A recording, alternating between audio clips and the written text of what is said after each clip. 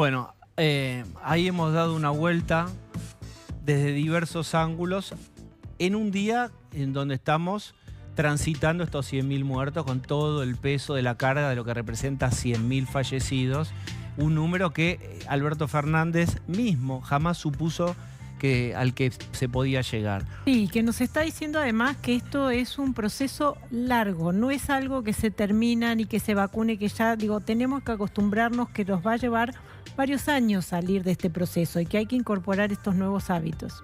Bueno, muy bien. Voy a dar vuelta a la página y voy a invitarlos a dialogar con alguien. Yo estoy muy contento de que esté hoy con nosotros un gran historiador económico. Es Pablo Gerchunov.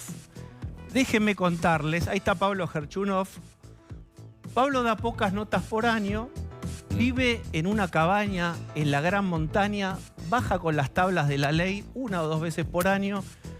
Las tablas de la ley son sus libros. Voy a presentarles este libro en particular, La moneda en el aire. Y después sube a la montaña y ya perdemos el contacto, así que es un lujo tenerlo. Siempre hago el mismo chiste. Cuando rinde hago el mismo chiste. Hace varios años. Sigo currando con el mismo desde chiste. que nos conocimos. Sí, señor. Ahora quiero mostrar esto. La moneda en el aire. Esto escribió con Roy Ora, un gran historiador. Un gran historiador. Si es difícil tocar el piano a 4 manos, han tenido un libro a 4 manos. En realidad es una larguísima conversación muy interesante donde vos profundizás, y Roy también, en la historia argentina, sobre todo en las últimas décadas, y un poco dan vuelta sobre la pregunta que todos nos hacemos, es decir, en el cuadro por cuadro de esa película, ¿qué pasó? ¿Por qué estamos acá? ¿Cómo se llegó? Entonces yo quiero mostrarte 2 fotos que sé que tienen que ver con tu obsesión. La primera foto es la siguiente. Vos mirala acá, a ver. La vamos a tener atrás. Si no sale, yo cuento lo que es. Puede fallar, falló. Ahí está. Este es Perón. Sí, señor. Lo conoces muy bien. Sí. La industrialización de Perón, la sustitución de importaciones de Perón. Y quiero compartir otra foto con vos ahora. Ese es el auto justicialista, el momento en donde parecía que Argentina podía tener ya una definitiva sustitución, o al menos se ilusionaba con eso. Los buenos años peronistas, digamos, ahí hay una nostalgia a la cual apelar. Y ahora quiero mostrarte otra foto, que es Cristina. Esto tiene 4 o 5 años, esto es en el Chaco, en una fábrica de bicicletas, pero también en esta idea de, puede haber una industria argentina, se pueden sustituir importaciones, puede haber ahí una atracción de la economía. Libremente, ¿qué pensás entre una foto y la otra de esta idea de la industrialización y la sustitución de importaciones? Diego, lo primero que pienso es que la primera foto es un tramo que se puede explicar fácilmente en términos racionales en el devenir de la historia argentina. ¿Qué quiero decir con esto? La industrialización protegida era probablemente el único camino que tenía la Argentina, no desde Perón. Yo diría desde la crisis, desde la Gran Depresión, desde 1929-1930. Y en ese sentido uno puede hablar, como habla el libro, más bien del costado igualitario y distributivo de Perón, e incluso debatir acerca de si no hay, el libro lo dice, una indigestión distributiva en la época de Perón. ¿Qué quería decir eso? Quiere decir que, como un profesor y amigo mío dijo alguna vez, Guido Di Tella, en términos distributivos, Perón hizo en 3 años lo que, por ejemplo, Australia hizo en 80. Por eso lo llamaba indigestión. Ahora, Perón, en todo caso, después voy a ir a Cristina, Perón, en todo caso, tuvo la inspiración rápida de darse cuenta, y además, no solamente la inspiración, sino chocó con los límites muy rápido, en 2 años y medio, 3 años, chocó con los límites de su proyecto igualitario y tuvo que retroceder, ajustar, reestructurar y pensar un nuevo proyecto que yo llamaría un proyecto protodesarrollista. Esto es, se abrió a la inversión extranjera, estabilizó la economía y casi podría llegar a decir, prefiguró las políticas de Arturo Frondizi. Espera, porque vos dijiste algo que no está en la conversación pública y ni siquiera muchísimos peronistas recuerdan. ¿Con qué límites de la industrialización se encontró Perón? Perón se encontró con el límite de la industrialización, como se solía llamar en aquella época, liviana, de los bienes sobre todo de los bienes de consumo popular. Es decir, colonizó el mercado interno industrialmente, diversificando la industria de consumo popular. Esto es, era una economía y una sociedad de salarios altos que consumían bienes que se producían domésticamente. Y eso a la vez, como era, vos lo dijiste muy bien, sustitución de importaciones, permitía ahorrar divisas. Esto es, tenía un sentido eso, tenía un sentido racional. Claro, como fue demasiado rápido, es lo que te decía recién, en un momento dado, ese nivel de salarios y ese nivel de gasto, la fiesta peronista, como la llamó Félix Luna en un libro maravilloso, en el 45, por ejemplo, en 2 libros maravillosos, uno de ellos el 45, se encontró con límites fiscales, con límites externos, con desequilibrios que él mismo tuvo que corregir. Y él mismo corrigió. En ese sentido, Perón es una historia, la podemos discutir, la podemos criticar. Yo soy más bien de aquellos que rechaza y debate más bien el autoritarismo de Perón que su política económica.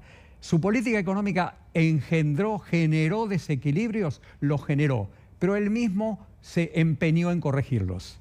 Vamos entonces a Cristina. A la segunda foto. Sí, a la segunda foto, en la fábrica de bicicletas. Podría haber sido alguna otra fábrica, alguna otra inauguración.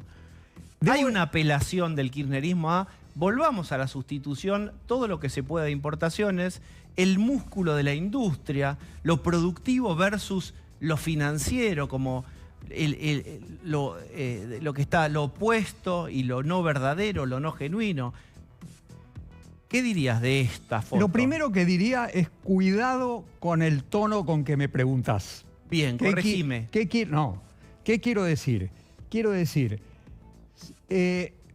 la industria que nos dejó, primero los años 30, antes aún la diversificación de la estructura productiva anterior, de los 30, los 40, los 50, los 60, los 70, y ahí paro, sí. No es una industria que haya que tirar a la basura de ninguna manera. Lo que yo creo que es, y voy a usar esta palabra y la voy a subrayar, lo que yo creo que es anacrónico en Cristina es creer que se puede seguir expandiendo la industria por la vía del proteccionismo.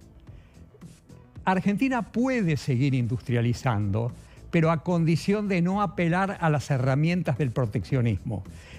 Y su propio gobierno lo muestra. Esto es, en el momento entre 2011 y 2015 que apretó la tuerca del proteccionismo más que lo que estaba, lo que generó es recesión.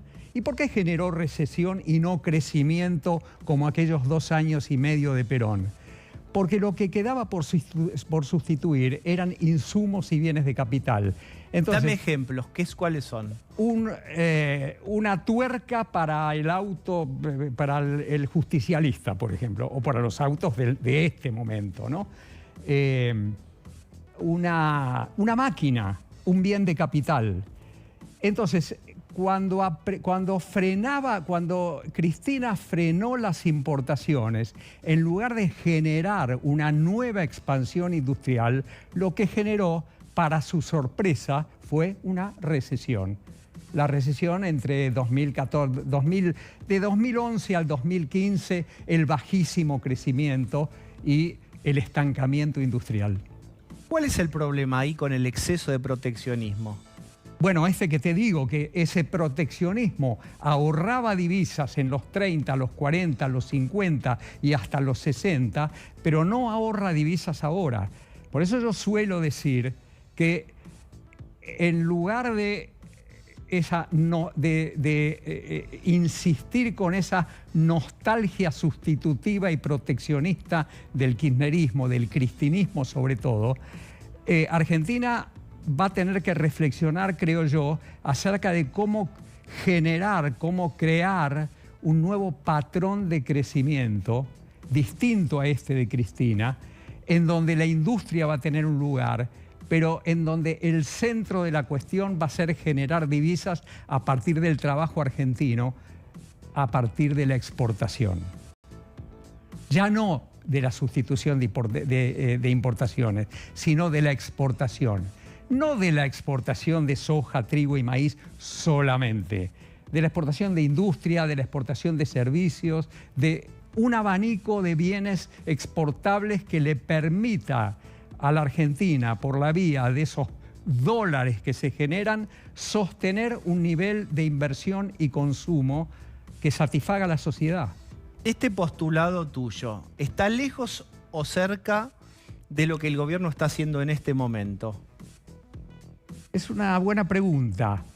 Está no tan lejos de lo que el gobierno dice, está bastante lejos de lo que el gobierno hace. Por ejemplo, yo escucho a Matías Culfas, y lo nombro solamente porque es el ministro de Producción. Yo, respecto a las palabras de Matías Culfas, tengo muy pocas diferencias, muy pocas diferencias. Respecto a lo que el conjunto del gobierno hace, yo sí tengo diferencias, porque el gobierno, apelando a una retórica exportadora, porque es notable, este es un gobierno, pero es el primer gobierno peronista. Bueno, he dejado a un costado a Menem, después podemos discutirlo en todo caso. Apelando a una retórica proexportadora, muchas de sus políticas son antiexportadoras. En el caso agrario no hay ninguna duda, el caso de la carne, el caso de las retenciones más allá de cierto límite, el caso de restringir la importación de insumos para empresas que podrían usar esos insumos para exportar. Quiero decir, hay una retórica del gobierno y hay una práctica del gobierno. No estoy tan lejos de la retórica del gobierno, sobre todo de su personal técnico, estoy lejos de la práctica del gobierno. ¿Por qué insiste en esta práctica, crees vos, cuando otros dicen, mostró límites incluso en los mejores años del kirchnerismo, Cristina se fue con 28 de pobreza? ¿Por qué creer que esta nueva batería de medidas, que son en realidad las mismas de antes, van a funcionar con un nuevo escenario económico y social donde ahora ya hay más de 40% de pobreza? Quiero ser comprensivo con el gobierno, que es mi método habitual, la empatía, digamos, ¿no? Empatía no quiere decir simpatía, ¿eh? Empatía es ponerse en el lugar del otro para tratar de entender lo que el otro hace. Dale, juguemos a esto. Dale. ¿Qué pensás que cree el gobierno y los referentes económicos sobre la situación? No como Pablo, como ellos. Ellos creen, y creo que tienen razón, de que están en una crisis que podríamos llamar crisis de deuda, y entonces apelan a recursos de emergencia. Cuando ellos restringen las importaciones, están apelando a un recurso de emergencia porque rascan el fondo de la olla de los dólares que pueden obtener por este método. Porque en verdad la idea de una coalición que sea al mismo tiempo popular y exportadora es una construcción compleja, es una construcción difícil. Entonces no se hace de un día para el otro, se hace largo. Pero cuando al mismo tiempo tenés una crisis de deuda y querés ahorrar, rascar ese fondo de la olla del que te hablaba recién, lo que termina ocurriendo es que eso es lo que queda definido como estrategia. Lo que queda definido como estrategia es restringir las importaciones y no tanto expandir las exportaciones. Dicho lo cual, debo decir, a favor del gobierno, que en el último año hubo un aumento de las exportaciones. Hubo un aumento por los precios y también hubo un aumento por las cantidades, ¿no? Dicho de otra manera, con esta caja de herramientas y este contexto social, ¿el gobierno puede ilusionarse con que va a rebotar la economía lo suficientemente rápido y de modo vigoroso como para sacar de la pobreza un número importante de argentinos? Yo digo que con las políticas inevitablemente de emergencia que está llevando adelante el gobierno, no va a conseguir ese objetivo. No va a sacar de la pobreza al 40 y pico. Es un número tan grande que ya a veces me pierdo de cuál es el número preciso, ¿no? Es muy difícil si uno no reestructura su propia mentalidad para construir un patrón de crecimiento de largo plazo, digamos, que enlace el corto plazo con el largo plazo. Ese es el gran problema que tiene este gobierno. Y este planteo tuyo, ¿vos crees que no lo ven, pero les parece imposible de llevar a cabo? ¿Lo ven y no están de acuerdo? ¿Qué dirían escuchando a un Pablo Gerchunov? Lo ven, algunos lo ven. Vamos a decir lo siguiente, porque es un gobierno un poco particular. Algunos lo ven, otros no sé si lo ven. Algunos me consta que lo ven, otros no lo ven, pero el conflicto entre corto y largo plazo es un conflicto complejo. Yo mismo lo he vivido, quiero decir, no es fácil. Digo, el corto plazo te obliga a tomar ciertas medidas y el largo plazo te llevaría por otro sendero. Ese otro sendero es complejo. Y por eso yo suelo decir que una coalición que sea al mismo tiempo exportadora y popular requiere de una coalición política muy amplia para llevar adelante ese proyecto. Porque exportar no es sencillo. Exportar requiere moderar los conflictos distributivos internamente y encontrar un lugar en el mundo, que son los dos grandes problemas de la Argentina desde la década del 30 para acá. Van a poner plata en el bolsillo de los ciudadanos. Ahora sobre las jubilaciones hay un bono, están levantando las paritarias, después se verá cómo el sector privado puede pagar eso. Si hay que emitir, se emitirá, pero para ganar las elecciones quieren que el bolsillo le gane a la inflación. Sí. ¿Podrá ocurrir? En 3 meses seguro que sí. Es decir, si estamos hablando de lo que va de aquí a noviembre, es la elección definitiva, ¿no? Sí, septiembre y la otra. Bueno, por eso. Lo que va de aquí a noviembre, eso puede pasar. Los salarios le pueden ganar a la inflación por un tiempo, pero estamos en un corsi recorsi, en una calecita en la que no estamos resolviendo el problema de fondo. Entonces mi incertidumbre y la incertidumbre colectiva respecto a cómo sigue esa historia el año que viene es muy grande. La pregunta sobre cómo sigue la historia el año que viene no es una pregunta tan habitual en la mayoría de los países. La gente más bien lo que cree es que el año que viene va a seguir más o menos como es teniendo en mente un patrón de normalidad, una rutina de la economía. Y lo que no tiene la Argentina es una rutina. Va para un lado, va para el otro. Por eso dije corsi recorsi, una calecita en donde un consenso acerca de la normalidad distributiva, en primer lugar, y un consenso acerca del lugar en el mundo, no existen acá, no existen hace muchas décadas. No estoy culpando a ningún gobierno reciente en particular, pero por eso digo, colectivamente tenemos que resolverlo, y colectivamente significa una coalición muy amplia. Adriana Amado quiere hacerle la pregunta a Pablo, dale. Sí, mencionó la competitividad del país y hay un aspecto que tiene que ver con la infraestructura que facilita la comercialización de la industria. Es un aspecto muy descuidado del país y en donde hay una diferencia con relación a la época de mediados del siglo pasado con la que comparaba. ¿Qué pasa con ese factor en Argentina? ¿Por qué se ha descuidado tanto? Cuando uno dice conflicto distributivo, lo puede decir en muy distintas dimensiones. Argentina tiene un conflicto distributivo porque aspiracionalmente los trabajadores quieren tener un salario legítimamente más alto que el que tienen hoy. De pronto, algunos empresarios que quieren tener una tasa de ganancia más alta que la que tienen hoy. pero además hay una dimensión fiscal del conflicto muy notable. Esto es, Argentina tiene un problema fiscal irresuelto desde hace mucho tiempo, sigue sin resolverse hoy.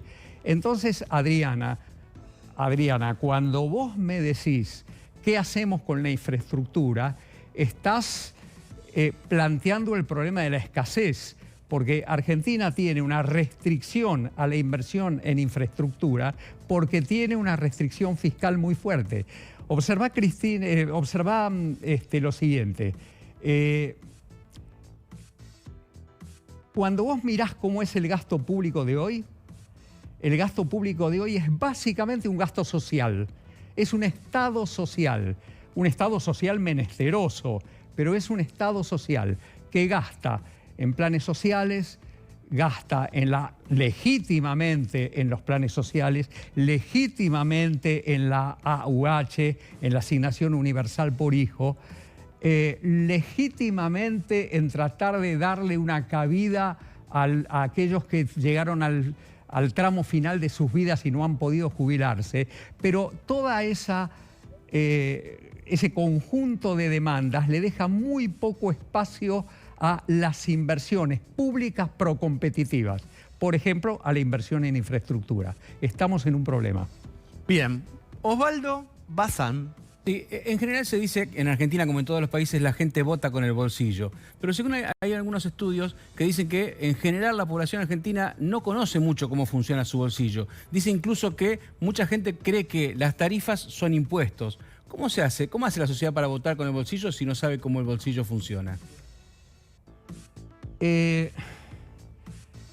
Yo creo que la gente no sabe los canales por los cuales puede llegar las políticas pueden afectar su bolsillo, pero lo que sí saben es cómo está su bolsillo. Esto es, tarifas altas o una devaluación, que significa un aumento de precios de los alimentos, ¿no? Un conjunto de políticas que lleva a que ciertos precios aumenten y los salarios no aumenten. Entonces, lo que saben es que el dinero no les alcanza y los salarios reales han bajado. Lo que probablemente lo que seguro, estoy de acuerdo con vos, no saben es analíticamente cuáles son los canales por los cuales eso ocurrió. Digo esto para terminar con la respuesta con la siguiente frase. Yo creo que los argentinos votan mucho con el bolsillo. Bien. Pablo de León. Le hago una pregunta. Martín Guzmán, luego de esta situación, de todo lo que se discute sobre el fondo, la línea que baja Cristina, la presencia de Kicillof, ¿le ve futuro como ministro? ¿Le ve futuro político? No sé. A ver, nosotros tenemos un capítulo final del libro con Roy Ora, La moneda en el aire, en donde nos preguntamos acerca, lo menos coyunturalmente posible nos lo preguntamos, en todo caso para que el libro no envejezca tan rápido, ¿no? Y en ese capítulo final nos hacemos una pregunta sobre el ministro de Economía. Y yo creo que el ministro de Economía trabaja sobre un horizonte temporal muy corto, o dicho de otro modo, hace lo que puede. Hace lo que puede sobre problemas de corto plazo. Cuando tanta gente dice Martín Guzmán no tiene un programa económico, me parece que no se está haciendo justicia con Martín Guzmán. Yo lo que diría es el gobierno no tiene un programa económico. O más específicamente, el gobierno no tiene un programa económico que signifique un horizonte temporal más amplio, Perdóname, que nos permita ver el futuro. Te provoco. Cecilia Todesca, sé que la respetas, dijo: nosotros tenemos un plan. Solo Lo que que pasa no le que gusta la oposición. Claro. Cecilia, la cantidad de cosas que yo dije como funcionario y que yo mismo, cuando llegaba a casa, me preguntaba cómo llegaste a decir eso, son notables y podría escribir un libro con la colección de lo que dije. Alguna vez me acuerdo que dije que la flotación cambiaria libre era el mejor mecanismo para bajar la inflación de golpe.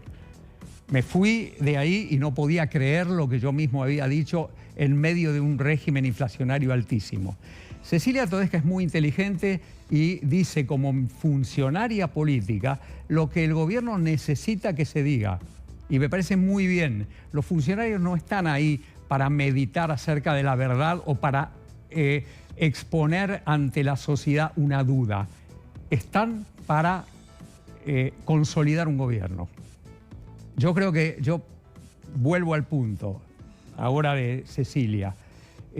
Cecilia es muy buena, Cecilia sabe de qué se trata el tema y Cecilia sabe que Argentina está en un problema y que el gobierno también está en un problema. Está bien, pero ahora voy a Rolo. Pero hay un problema acá, que es, vos valorás a un montón de gente que después cuando tiene que declarar y hacer, no hace lo que a lo mejor piensa que debería hacer. Entonces, es medio escéptico el panorama. Es decir, si aún gente que es capaz llega y está comandado por una línea política, ¿qué queda escuchar del otro lado? ¿Qué nos queda a nosotros? Nos queda a nosotros nos queda la capacidad de análisis. Digo, a los que estamos aquí nos queda la capacidad de análisis. Pero yo lo que te quiero decir, Martín Guzmán haría otra cosa, pero no lo dejan. Cecilia Todesca haría otra cosa, no sé si Culfas haría otra. ¿Qué hacemos con eso? No, cuidado, yo lo que dije es que Guzmán está atrapado por problemas muy complejos de corto plazo. Esto es, si él pudiera despejar el horizonte, estoy seguro que en su mente hay sobre el futuro cosas parecidas a las que hemos estado hablando acá. Bien. Justamente lo que quería decir era, en la moneda en el aire, nosotros concedemos, eso me parece un acto de soberbia, decimos que Martín Guzmán está navegando en la turbulencia. Y navega en la turbulencia. Entonces uno tiene que evaluarlo y juzgarlo de acuerdo al momento en que está viviendo. Y lo que está viviendo es un momento de turbulencia. Rolo. Pablo, ¿vamos a llegar a ver una Argentina sin inflación? ¿Va a existir eso? Porque yo miro para atrás mi vida y lo recuerdo como momentos excepcionales sin inflación. Siempre es el mismo problema y siempre discutimos lo mismo. Para adelante, ¿lo imaginás que lo lleguemos a ver?